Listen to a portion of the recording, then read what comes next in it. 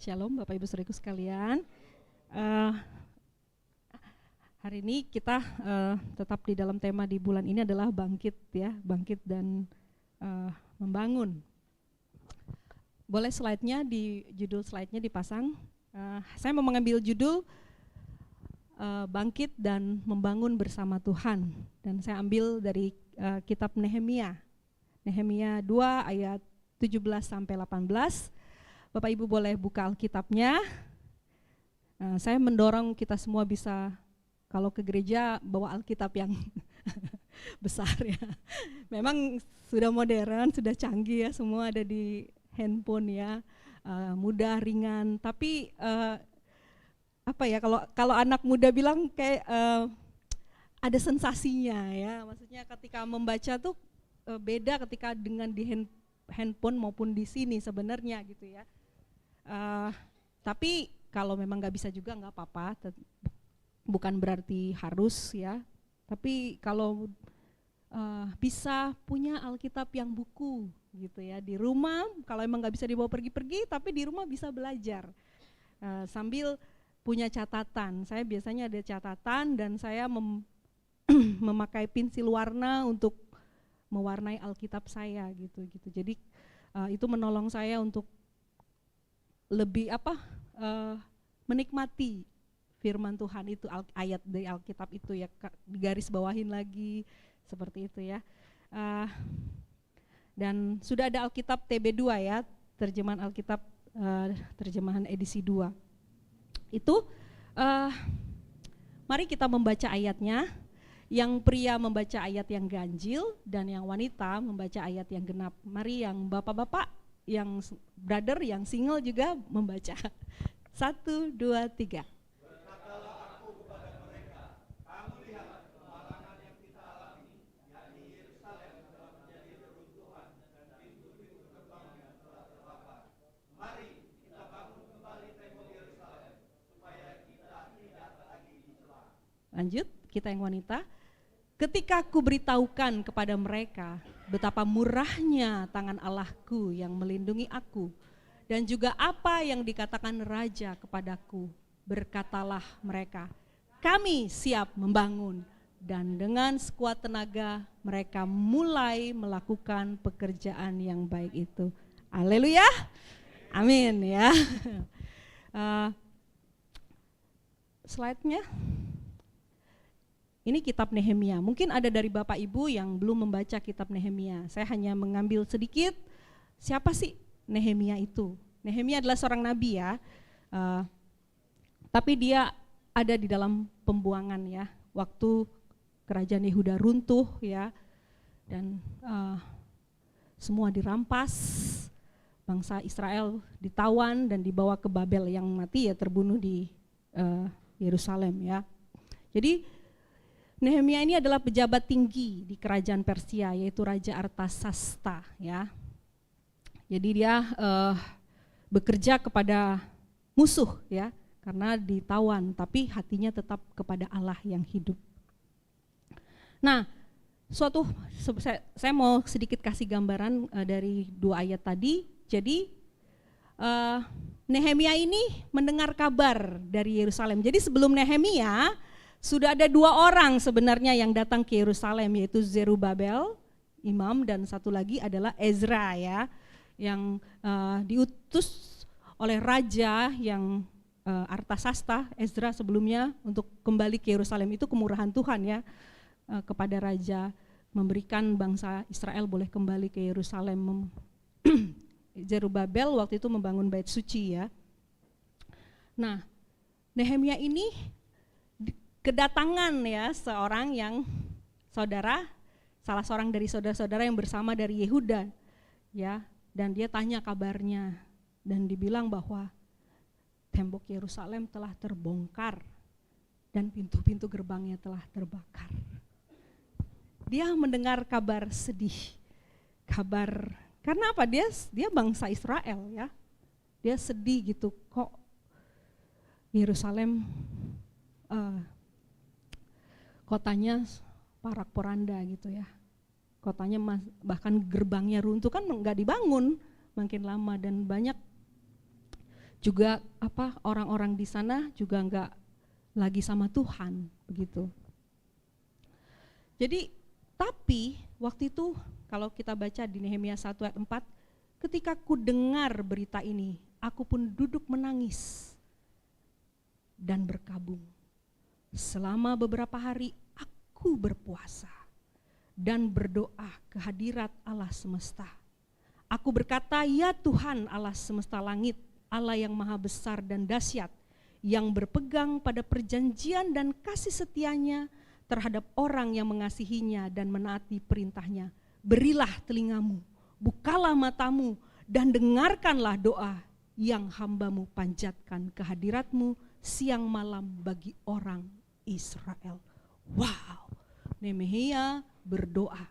Nehemia siang malam memanjatkan doa bagi orang Israel kepada Allah.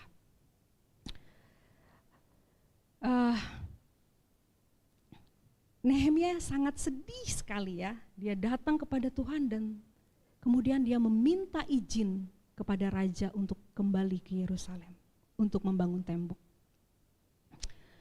Dan apa yang terjadi? Raja Artasasta memberikan izin kepada Nehemia dengan memberikan surat izin. Bukan itu saja, dia suruh bawaan barang ke Yerusalem. Baik, ya, sampai di situ. Nah, saya ulangin lagi ayat yang tadi. Boleh. Saya lupa, saya bawa ini. Ayatnya tadi di mana ya? Oke.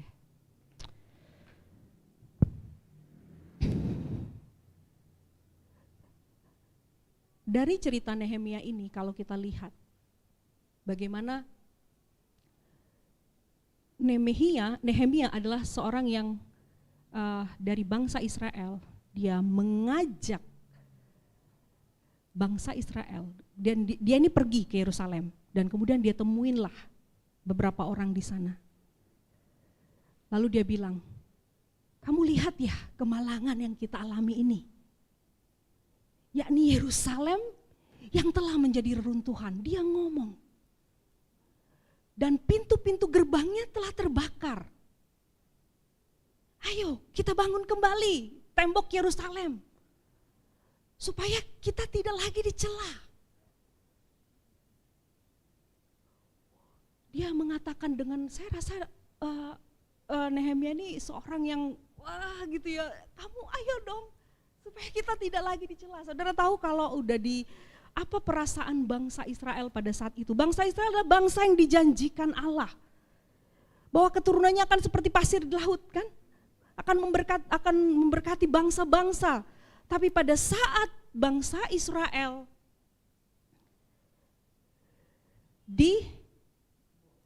dibuang ya, tapi pertama diserang, dibunuh, dirampas semua harta bendanya, tidak ada lagi yang tersisa. Bait suci juga runtuh, dirobohkan, kemudian barang-barang yang berharga semua diambil. Waktu itu orang-orang Kasdim. Bagaimana perasaan bangsa Israel pada saat itu? Pasti mereka sedih ya. Bukan hanya sedih, terluka, kecewa, marah, betul? Apalagi kehilangan, sakit hati. Dijadikan budak yang tadinya mereka mempunyai identitas sebagai satu bangsa yang memiliki janji Allah.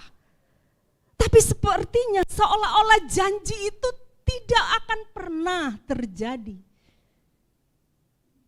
Yang ada sekarang kami seperti dibuang dan ditawan dan seperti seorang budak. Bagaimana perasaan kalau kita seperti itu kalau kita coba ada di situ, saya bayangin pasti kita rasa rendah diri, rasa terhina, rasa kecewa. Aduh ya sudahlah, beginilah hidup aku begitu ya. Bahkan Nehemia yang di pembuangan harus melayani bangsa yang menindas bangsanya loh. Tapi dia bekerja begitu luar biasa. Dan dia terluka bangsanya. Tapi yang luar biasa, Nehemia bangkit. Amin. Nehemia bangkit dari runtuhan. Dia enggak ada di posisi sedih saja pada saat itu, kecewa atau marah, atau di dalam posisi hina, udah saya begini aja, saya seperti ini. Tidak. Dia bangkit. Waktu dia mendengar berita kesedihan itu, dia datang kepada Tuhan. Dia menangis, dia berkabung. Dia bukan berkabung kepada bangsanya, tapi dia berkabung di hadapan Tuhan. Dia berpuasa, dia berdoa kepada Allah semesta langit. Makanya kalau di ayat 19 selanjutnya itu dikatakan, saudara tahu waktu mau mengadakan ngomong begitu, orang Sanballat, orang Horon, Tobia, orang Amon, pelayan dari Geshem, orang Arab mendengar itu mengolok-olok, menghina mereka.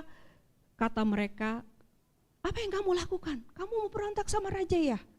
Tapi Nehemia menjawab, Allah semesta langit, dialah yang membuat kami berhasil. Kami hamba-hambanya telah siap membangun. Wow, amin. Luar biasa loh. Orang bagaimana sih? Orang yang terluka ya, orang yang sakit, orang yang kehilangan harta, kehilangan benda, kehilangan suami, kehilangan istri, kehilangan anak karena dibunuh ya. Kehilangan harga diri, tapi pada saat itu bangkit dari reruntuhan. Amin. Ada seorang yang bernama Nehemia. Ayo, kamu lihat ya kemurahan Allah. Betapa murahnya tangan Allahku yang melindungi aku. Amin. Dan apa yang dikatakan raja kepadaku. Wow.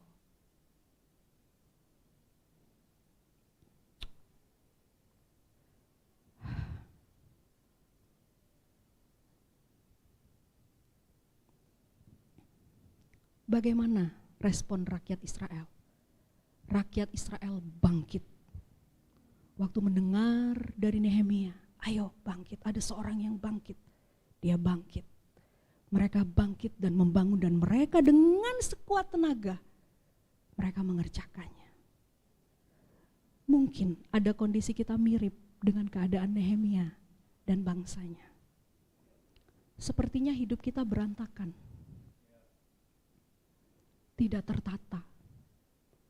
Sepertinya hancur apa yang kita bangun. Atau mungkin kau kehilangan semangat. Mungkin kita dikecewakan.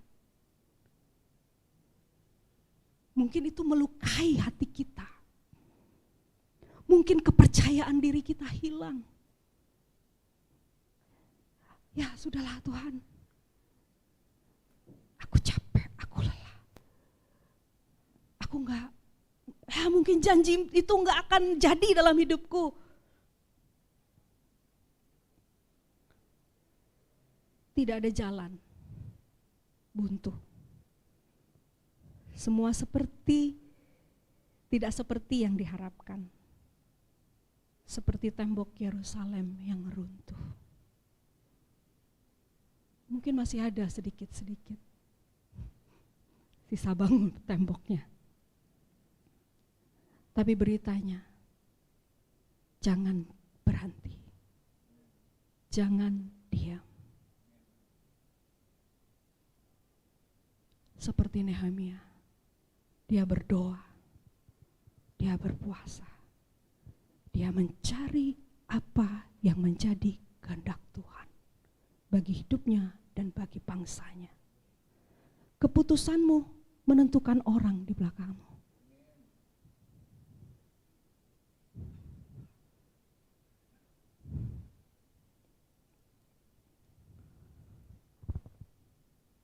Yesaya 60 ayat 1. Bangkitlah, menjadi teranglah, sebab terangmu datang dan kemuliaan Tuhan terbit atasmu. Sebab kegelapan menutupi bumi dan kekelaman menutupi bangsa-bangsa. Tapi terang Tuhan telah terbit atasmu. Keputusan Nehemia mempengaruhi kehidupan bangsanya. Satu orang. Jangan pandang rendah satu orang. Jadi kalau engkau duduk di bangkumu masing-masing, keputusanmu itu memengaruhi generasimu selanjutnya. Keputusanmu untuk hidup takut akan Tuhan mempengaruhi anak dan cucumu. Keputusanmu untuk hidup tidak takut akan Tuhan itu juga akan mempengaruhi kehidupan anak cucumu. Amin.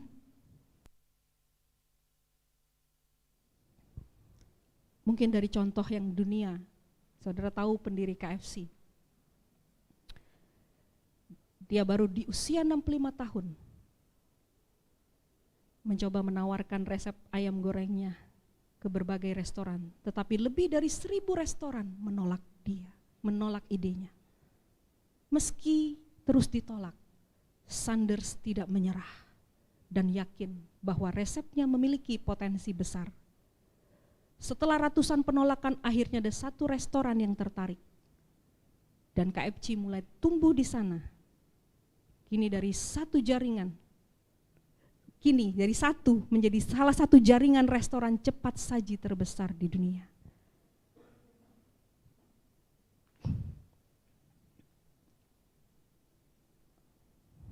Kisah Sanders mengajarkan bahwa usia bukan penghalang untuk meraih mimpi. Kegigihan adalah kunci untuk mencapai tujuan, meskipun tantangan besar menghadang. Mereka mengajarkan kita untuk tidak menyerah. Itu orang dunia ya, saya nggak tahu apa Kolonel Sanders ini takut sama Tuhan apa enggak. Ketika menghadapi rintangan untuk terus mencari solusi dalam setiap masalah. Ketekunan, belajar dari kesalahan, karena semua manusia akan buat salah. Tidak ada yang tidak pernah buat salah. Saya sendiri pernah buat salah. Di dalam fase-fase hidup saya tahu di mana tempat-tempat titik terendah di dalam hidup saya. Tapi saya belajar dari kesalahan.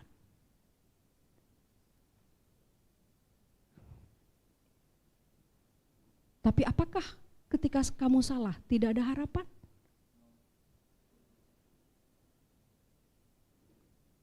Ketika kita jatuh, ketika kita tergeletak, tidak ada lagi pengharapan? Tidak. Belajar dari kesalahan dan keberanian untuk mencoba lagi adalah pelajaran penting dari perjalanan hidup kita.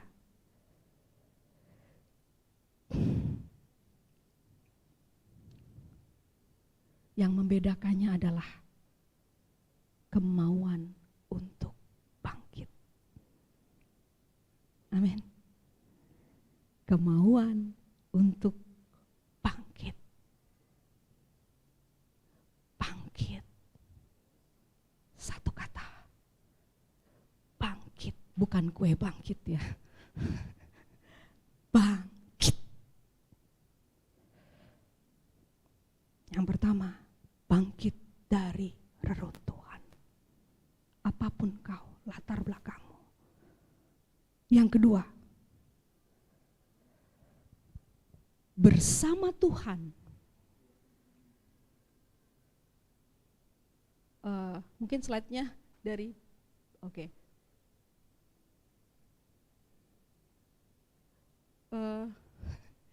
Kayaknya cuma sampai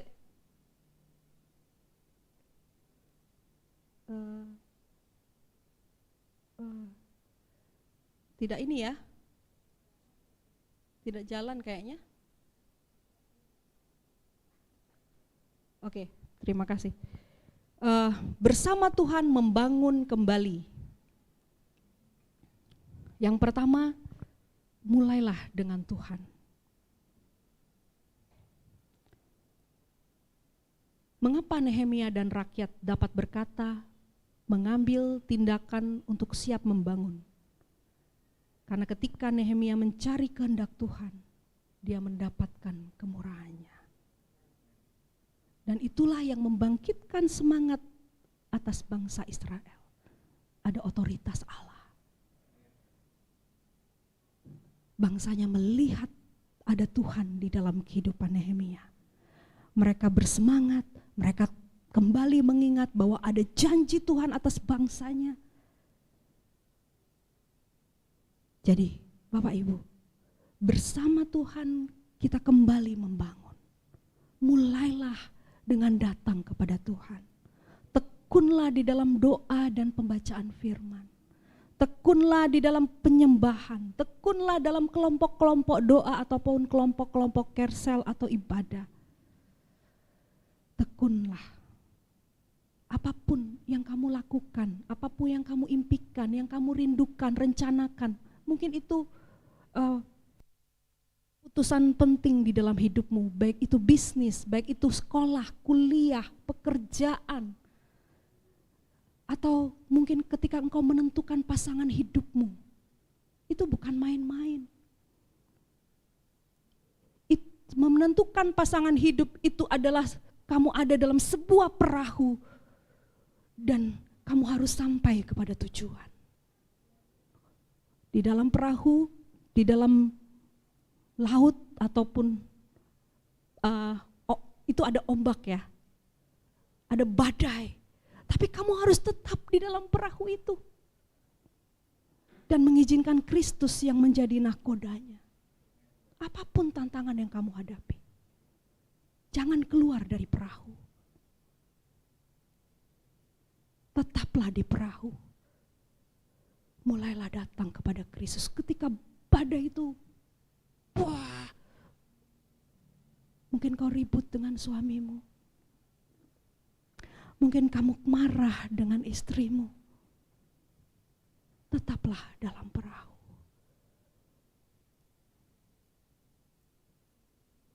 Tuhan, kau nahkoda dalam perahu ini. Jangan pilih jalan untuk keluar dari perahu. Karena ketika engkau keluar dari perahu, engkau akan tenggelam.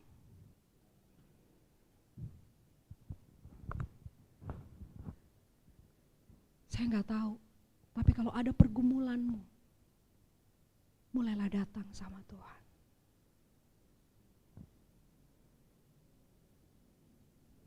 Yang kedua, bersama Tuhan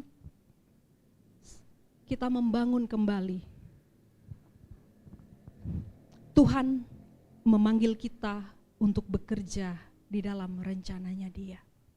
Saya nggak catat di situ, kalau saudara mau ambil catatan silahkan. Efesus 2 ayat 10. Karena kita ini buatan Allah, diciptakan dalam Kristus Yesus untuk melakukan pekerjaan baik yang dipersiapkan Allah sebelumnya. Ia mau supaya kita hidup di dalamnya. Kita ini buatan Allah untuk melakukan pekerjaan baik. Tadi kita sudah membaca bagaimana rakyat sekuat tenaga bekerja bersama membangun tembok. Bagian demi bagian. Walaupun menghadapi banyak tantangan, mereka itu sambil kerja, sambil bawa senjata. Bayangin, harus siaga, kerja, kalau ada musuh. Wah, ini multi talented. Seorang pekerja tapi seorang penjaga juga.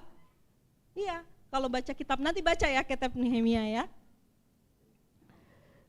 Bahkan Nehemia pun dibunuh, mau dibunuh, bahkan upaya pembunuhan terhadap Nehemia ya, karena nggak suka sama Nehemia. Mereka bekerja dengan kewaspadaan. Dalam waktu 52 hari, tembok itu selesai dibangun. Wow, amin. Mukjizat.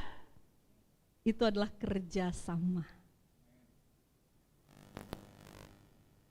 Jadi kalau membangun itu nggak bisa sendiri. Amin. Kalau sendiri, gimana mau membangun? Butuh kerja sama. Kalau yang di dalam tim, kerja sama tim. Di gereja kita ada departemen musik, ada departemen sekolah minggu, usher, kemudian pendoa syafaat, ya, ada compassion ministry. Ya kalau mau selesai, mau terbangun, kerjasama, ada leadership, pastoral, harus kerjasama. Nggak bisa gembala sendiri, nggak bisa koordinatornya sendiri-sendiri. Perlu kerja sama. Karena ada kelemahan dan ada kekuatan masing-masing. Nggak semuanya kita memiliki kekuatan yang sama. Kita mungkin kekuatan saya itu kelemahan Pak Jeffrey. Kelemahan Pak Jeffrey itu kekuatan saya. Makanya bonding. Amin. Itulah tubuh Kristus, saling melengkapi, rapi tersusun. Jadi jangan alergi ketika orang lain lebih bisa dari kita. Mbok ya rendah hati. Kalau enggak rendah hati gimana bisa terbangun tembok Yerusalem? Karena mungkin ada yang bisa nyemen, dia ngaduknya gitu ya. Saya nggak tahu zaman dulu nggak ada semen ya, tapi ya zaman sekarang ya. Mungkin ada yang bawa, ada yang ahli kayu, ada yang ahli besi. Ada, semua kita ada kepacaan masing-masing. Amin. Tapi gimana kita menjadi satu tubuh Kristus yang rapi tersusun. Saya kemarin bertemu dengan salah satu sister koordinator sekolah minggu. Saya tuh sebenarnya sudah mendengar, dia mendengar, Kak kalau aku kayak gini mengajar, tapi aku belajar dari Kak Amel sih sebenarnya. Oke, aku dengerin dia ngomong. Aku udah denger sih, tapi kok waktu dia ngomong, wah, aku serap loh.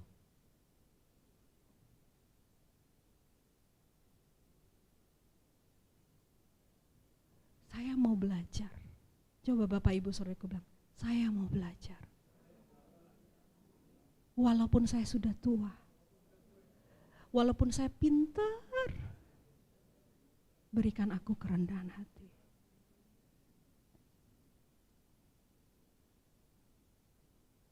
Di atas langit masih ada langit, jadi jangan sombong. Kita akan selalu membutuhkan orang lain.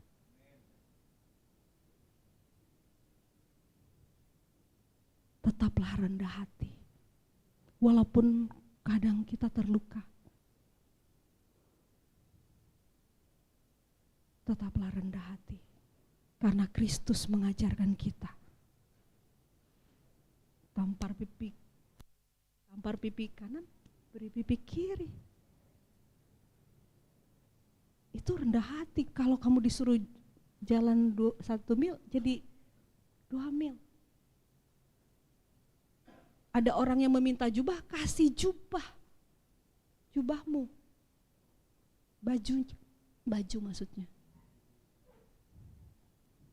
Itulah teladan kita kan, Kristus kan.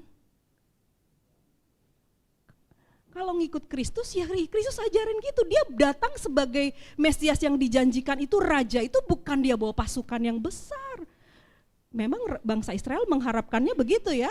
Wah, akan raja yang akan menolong, melepaskan ini. Tidak, dia datang untuk orang yang papa, orang yang hina.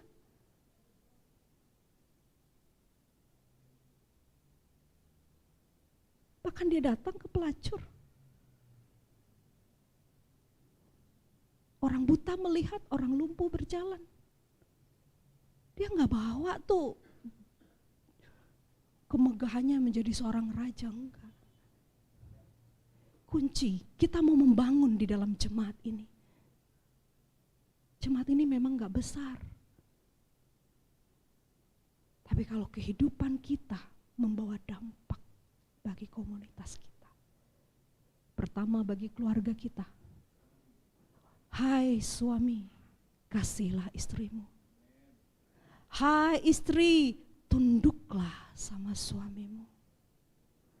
Hai anak-anak, hormatilah orang tuamu. Begitu luar biasa ya apa yang Tuhan ajarkan sama kita. Amin. Jadi Tuhan memanggil kita untuk bekerja di dalam rencananya. Lanjut.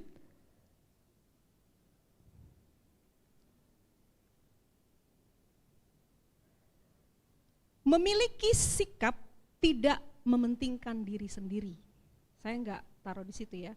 Bersama Tuhan membangun kembali. Yang pertama mulai dengan Tuhan. Yang kedua Tuhan memanggil kita untuk bekerja di dalam rencananya.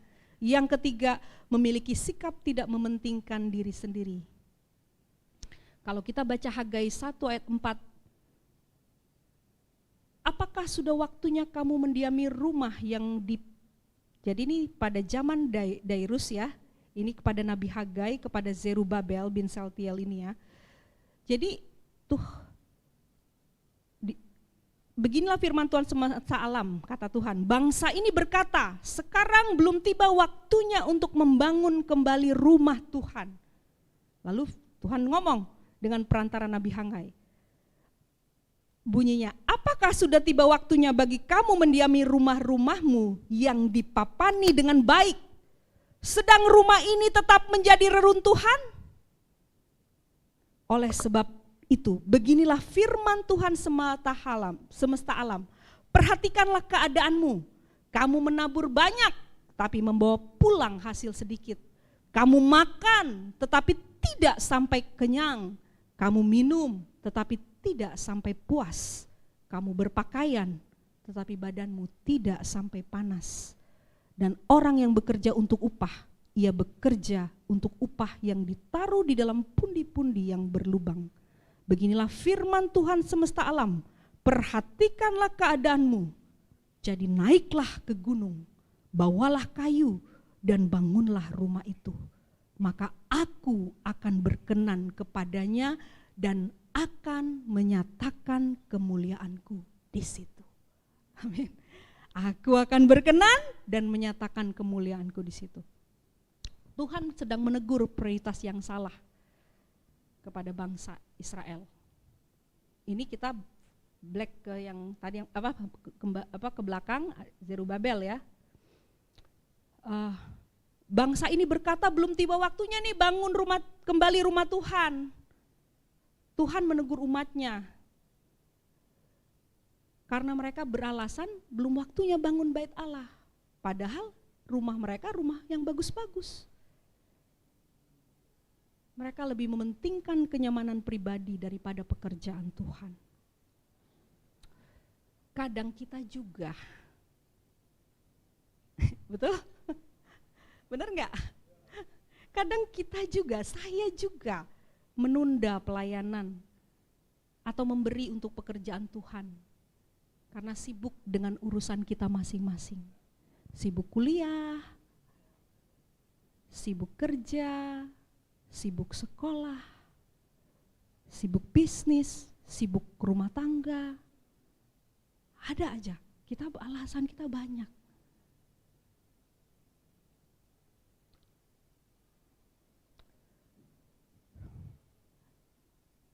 Tuhan mengajak kita merenung, perhatikan keadaanmu. Umat bekerja keras tapi hasil sedikit. Makan minum tapi tidak memuaskan. Artinya diberkatinya nggak penuh, betul? Karena makan kok nggak kenyang ya. Kerja tapi seperti kayak pundi yang berlubang, ditaruh di pundi yang berlubang. Tuhan mau kita sadar. Ini kepada mereka waktu itu ya, tidak puas karena kenapa? Karena tidak menempatkan Tuhan di paling yang utama. Lebih maunya aku.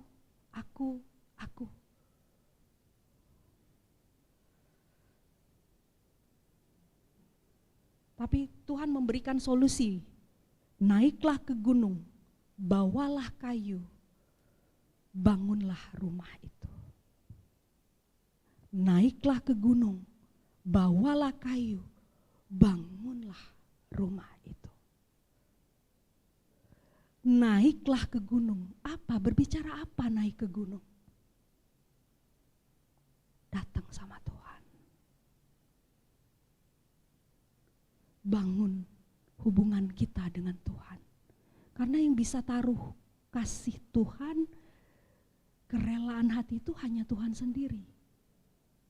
Kita gak bisa dapat dari teman kita, dari suami kita, istri kita, enggak. Misalnya nih saya ngomong sama Yobel, anak saya nih, saya mau ngomong berbusa-busa sama dia. Kalau dia gak dapat dari Tuhan, dia gak akan jalan.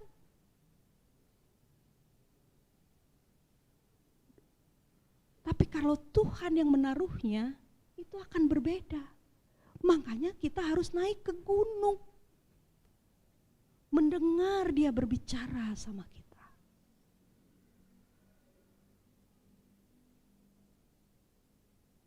Amin.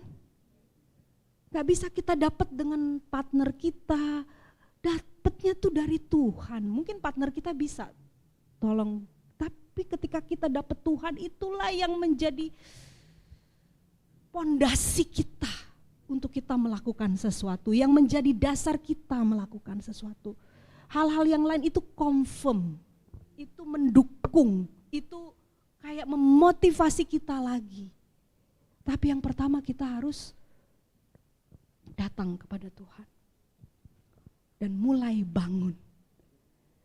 Bawalah persembahanmu, angkat hatimu, angkat pujianmu, bayar harga. Bawa.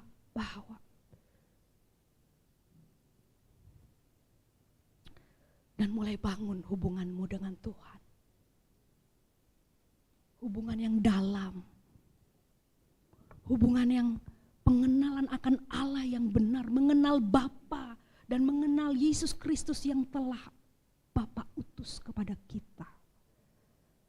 Kalau kita dalam, deeper, beda. Ketika engkau meresponi apapun, beda. Jadi yang perlu dibangun itu ini dulu di dalam kita.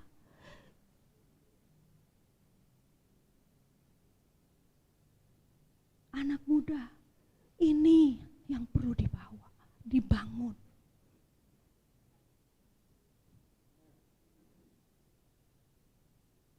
Kau tidak bisa dibangun dengan semua motivator.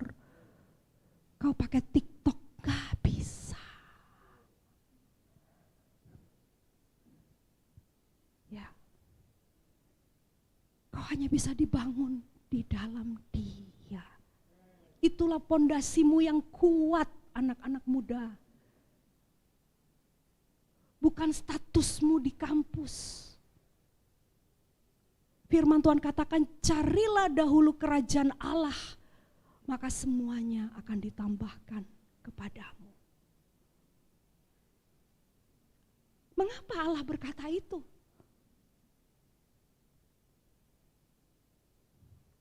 Bisa menjawab?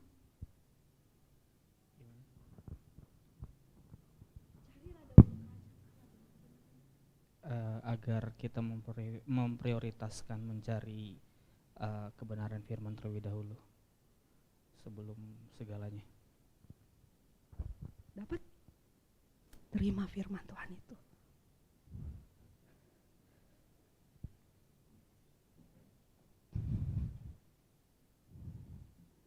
Bukan TikTok, bukan Instagram, bukan Facebook, bukan YouTube. Tapi kamu punya enggak firman Tuhan? Naik ke gunung, bangun pagi-pagi, baca Alkitabmu, renungkan firman Tuhan. Ada saatnya nanti Alkitab ini tidak bisa kamu lagi baca ketika ada penganiayaan. Tapi ketika itu menyala-nyala di hati kita, firman itu menjadi daging. Sehingga engkau tahu membedakan mana kehendak Allah, apa yang baik yang berkenan kepada Allah, dan yang sempurna.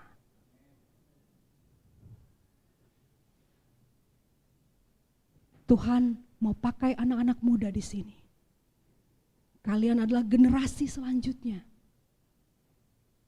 Kami sebagai orang tua membangun atap, dan atap itu menjadi dasar kalian. Jangan kehilangan itu. Naik ke gunung, bawalah kayu, dan bangunlah. Bangun. Bangun hidupmu di atas kebenaran.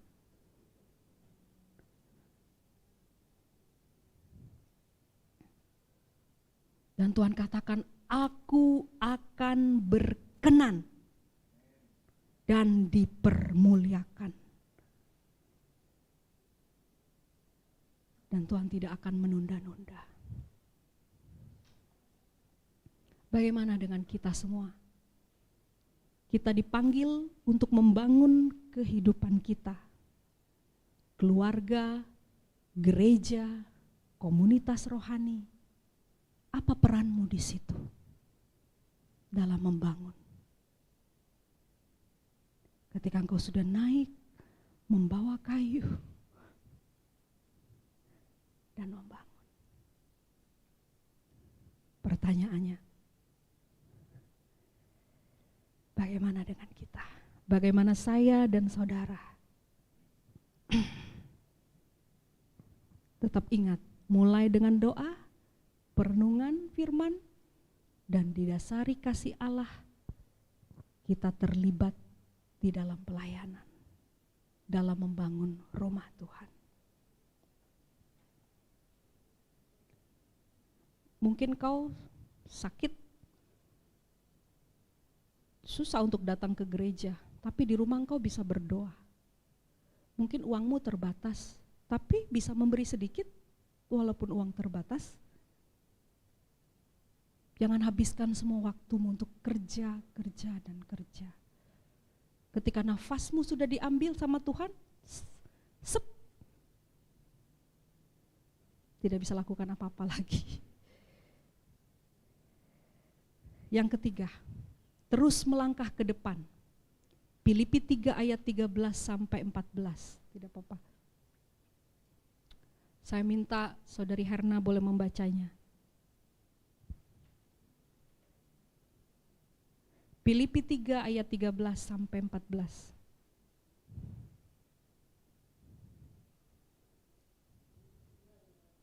Boleh berdiri?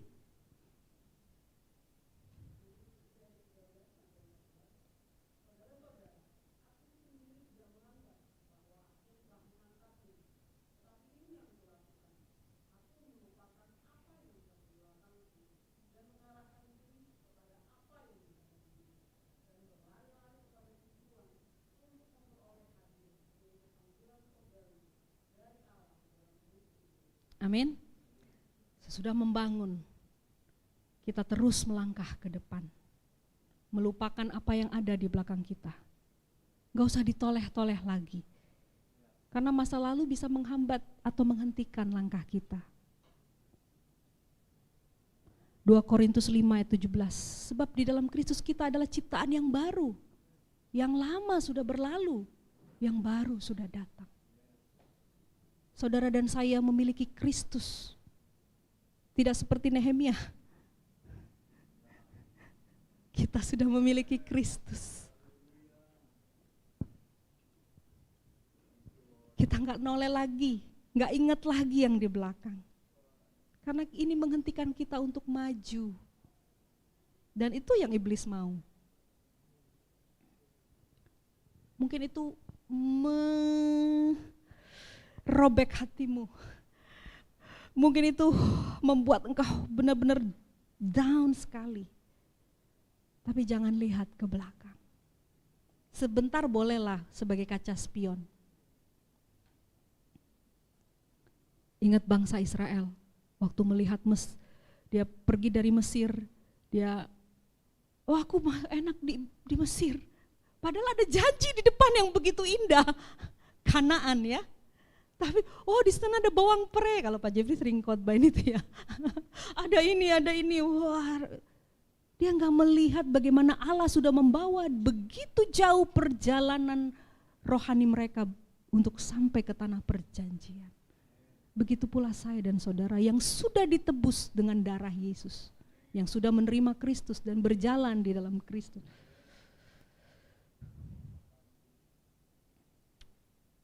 Jadi tidak noleh ke belakang ya, penting ya. Sekali-sekali boleh, tapi kalau terus-terus coba siapa di sini? Siapa yang biasa bawa motor siapa di sini? Itu Kohan ya. Coba kalau Kohan bawa motor terus lihat kaca spion ke belakang terus, apa yang terjadi? Numbur ya. Enggak jalan-jalan, yang ada malah numbur. Jadi jangan lihat terus ke belakang. Wah si itu gitu, aku gak mau loh kerja sama dia, aku malas deket-deket dia. Dia kayak gitu sih, kayak gitu, terus ngelihat yang di belakang terus. Kita harus percaya bahwa di dalam Kristus, kita ini adalah ciptaan baru. Bersama-sama. Fokus yang kedua dari terus melangkah ke depan, tadi penting tidak menoleh ke belakang. Yang kedua, fokus kepada tujuan yang kekal. Tadi dikatakan di firman Tuhan yang dibacakan Saudari Erna, mengarahkan diri kepada apa yang di hadapanku dan berlari-lari kepada tujuan untuk memperoleh hadiah, yaitu panggilan surgawi. Jadi seharusnya kita mengarahkan diri kepada apa yang ada di hadapan dan berlari-lari kepada tujuan untuk memperoleh hadiah, yaitu panggilan surgawi. Ayo melangkah. Ini rise and build. Amin. Coba rise and build. Bangkit dan membangun.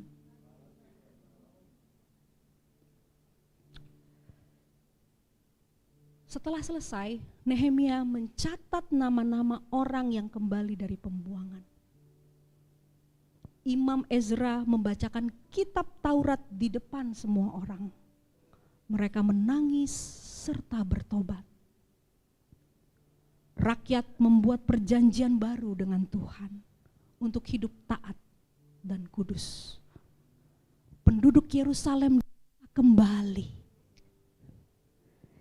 Nehemia menertibkan ibadah, petugas bait suci, dan memperbaiki pelanggaran-pelanggaran yang terjadi. Mari kita mulai menata. Mari kita mulai membenahi.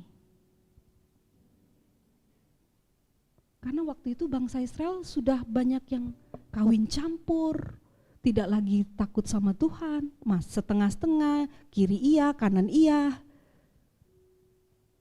Lalu memperbarui perjanjiannya dengan Tuhan. Diingatkan lagi. Nah kalau mungkin di antara kita, itu bisa termasuk saya dan saudara ya. Karena yang tahu semuanya hati kita Tuhan ya.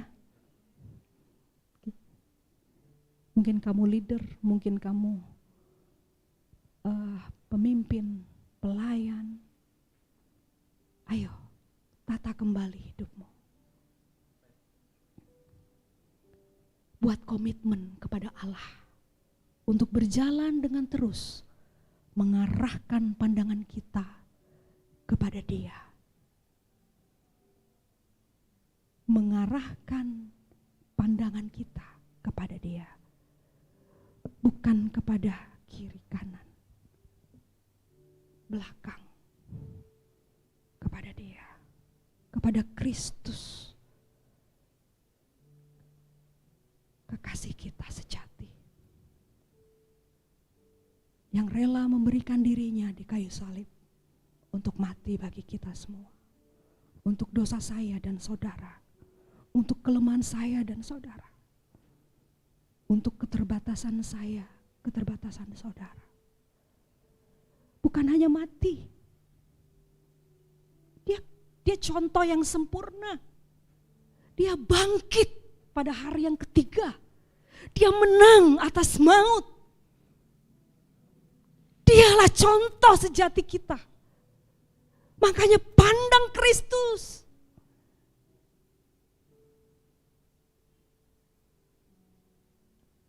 Waktu tidak ada jalan, pandang Kristus. Waktu engkau terpuruk di tempat yang paling dalam, aku masih punya Kristus. Tahu cerita Nabi Ayub? Dia bukan orang yang tidak saleh, dia orang yang saleh.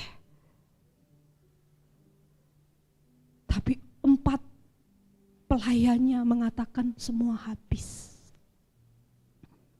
Terpuruk. Dia marah. Tuhan, kalau boleh aku tidak dilahirkan. Semua yang datang masalah saja.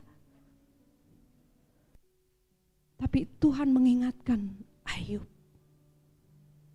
Dan Ayub datang kepada Tuhan. Ending dari Ayub, tahu yang terjadi? Tuhan memulihkan keadaannya. Amin. Saya dan saudara memiliki Kristus. Saudara harus tahu dengan pasti bahwa Kristus yang disalibkan itu sudah menjadi Tuhan dalam hidupmu dan menjadi Kristus. Bukan hanya penyelamat, dia Tuhan, dia berkuasa, dia sanggup. Selesai. Teteleste di kayu salib. Dia ambil semuanya. Selesai.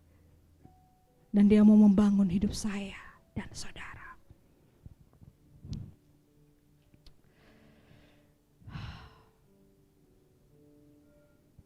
Bangkit. Bangun kita secara bersama. Demi kemuliaan Kristus. Kita rindu ada gedung nanti. Tapi sebelum ada gedung, mari kita bangun hidup kita. Amin. Supaya ketika kita di gedung yang baru nanti, kita menjadi pribadi-pribadi yang siap untuk membangun. Amin.